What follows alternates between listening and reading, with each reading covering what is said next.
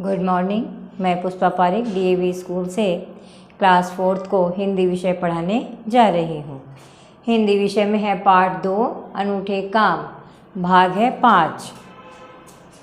चौथे भाग में मैंने आपको प्रश्न उत्तर करवाए थे, उसी में आगे प्रश्न देखो। चौथा प्रश्न था कि आपके राजा मछुआरे ने राजा को क्या कहानी सुनाई। तो मैंने आपको एक पहले लिखवाया था कि उसने न भूलने वाली कहानी लिखवाई, किंतु इस प्रश्न का उत्तर ये भी है।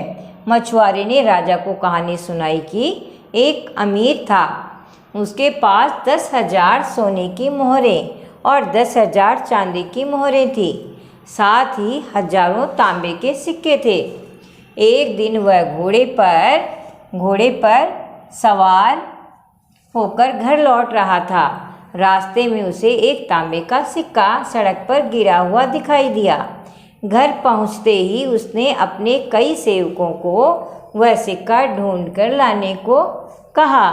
तो ये कहानी उसने सुनाई थी, आपको मालूम है ना। पर कैसी कहानी सुनाई थी? कभी न भूलने वाली कहानी सुनाई थी। तो मैंने आपको वो प्रश्न लिखवाया था। अब अंतिम प्रश्न देखो आप।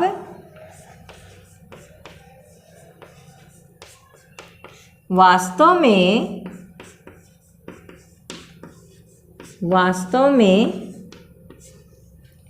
बुद्धिमान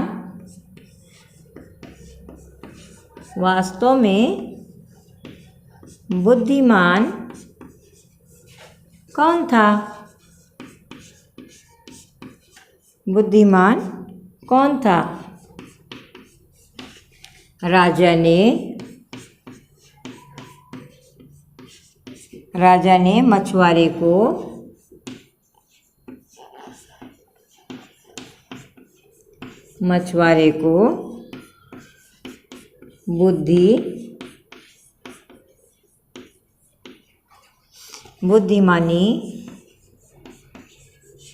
बुद्धिमानी का क्या इनाम दिया?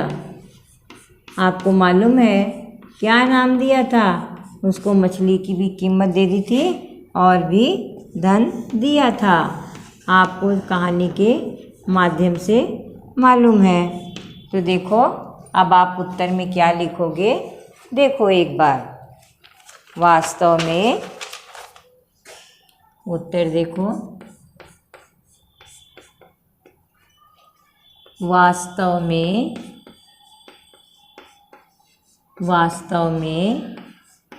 बुद्धिमान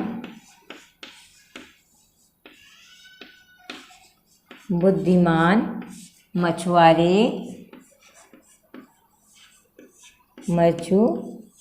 की पत्नी थी। कौन था? मछुआरे की पत्नी थी। राजा ने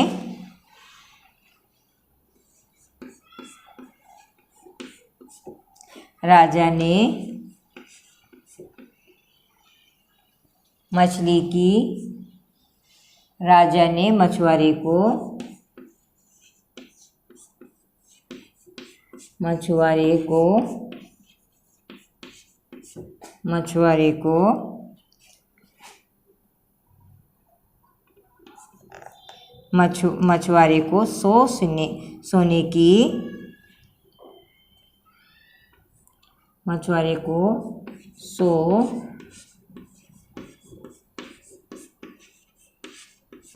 सोने की मोहरें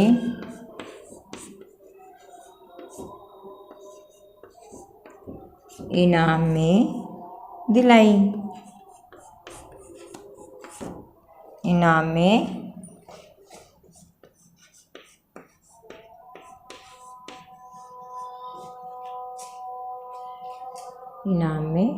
दी या दिलवाई। तो देखो आपके ये प्रश्न पूरे हो गए। वास्तव में बुद्धिमान कौन था? राजा ने मछुआरे को बुद्धिमानी का क्या इनाम दिया? वास्तव में बुद्धिमान मछुआरे की पत्नी थी, जैसा कि आपको कहानी में मालूम है। राजा ने मछुआरे को 100 सोने की मोहरें इनाम में दिलवाई। यानी दे। तो इस तरह से आपके ये प्रश्न पूरे हो गए। अब आप आगे देखोगे। आगे देखते हैं हम आपके कारण। अब हम देखते हैं भाषा ज्ञान। भाषा ज्ञान। भाषा ज्ञान में है मुहावरों का अर्थ लिखना है आपको। इस प्रश्न है इसमें मुहावरों का अर्थ लिखना है। मुहावरों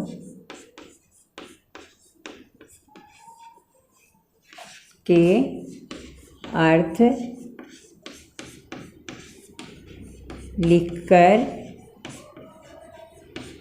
लिखकर अपने वाक्यों में प्रयोग कीजिए। अपने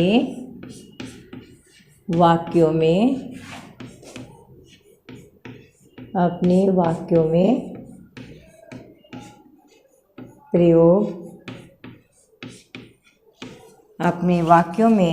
प्रयोग कीजिए।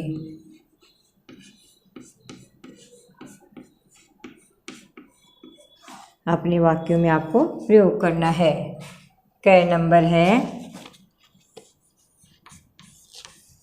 पहला, फूला न समाना। इसका अर्थ होता है बहुत प्रसन्न होना, बहुत खुश होना, बहुत प्रसन्न होना।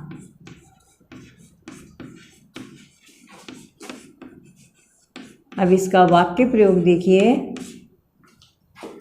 वाक्य प्रयोग।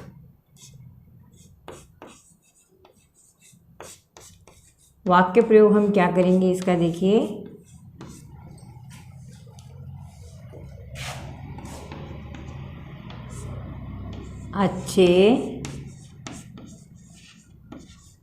अच्छे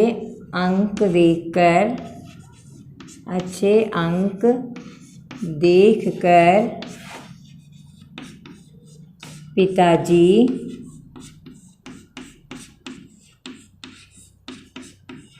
फूले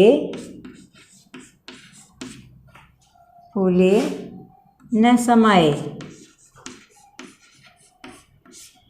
फूले न समाये।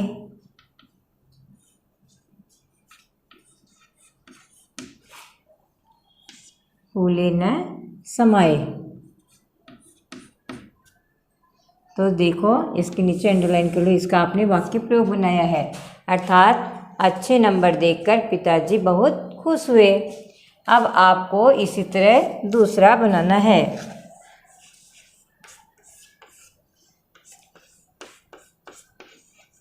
ताक में रहना।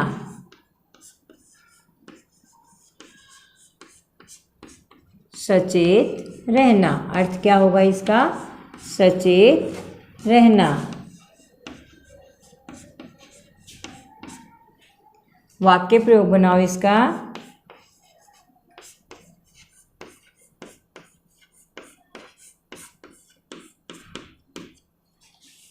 बिल्ली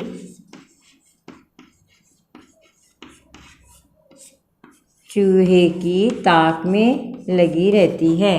बिल्ली चूहे की ताक में लगी रहती है। ठीक है, वाक्य प्रयोग बन रहे हैं ना आपके कि बिल्ली आपको जिसका बताया जाता है उसी का बनाना होता है। सचेत अर्थ है इसका, किंतु इसका वाक्य प्रयोग नहीं बनता है, इसका वाक्य प्रयोग बनता है। फिर है तीसरे नंबर पर मचल उठना। मचल उठना। मचल उठना माने होता है जिद करना। जिद करना। आप सब कोई चीज़ देखकर मचल उठते हो, वैसे ही देखो वाक्य प्रयोग बनाओगे। वाक्य प्रयोग है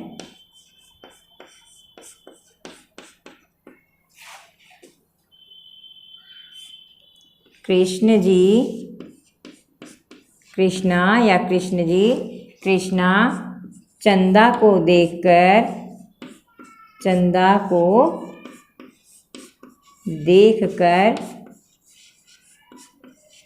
देखकर मचल उठे, देखकर लेने के लिए, लेने के लिए मचल उठे, मचल उठे। अब है आपके देखो लास्ट वाला है काना फूसी करना। काना फूसी का अर्थ क्या होता है? निंदा करना। हम अपन एक दूसरे कान में क्या करते हैं? एक दूसरे की निंदा करते हैं ना, कान में बोलना, वो क्या होता है? काना फूसी।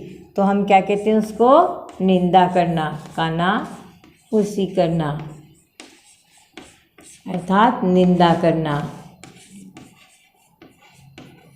निंदा करना।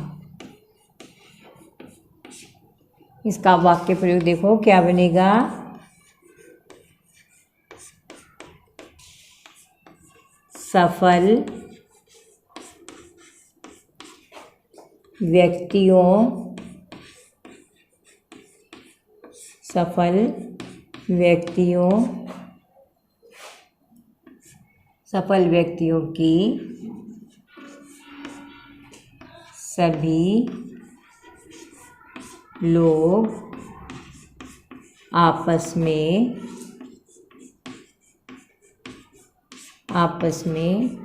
कानाफूसी करते हैं,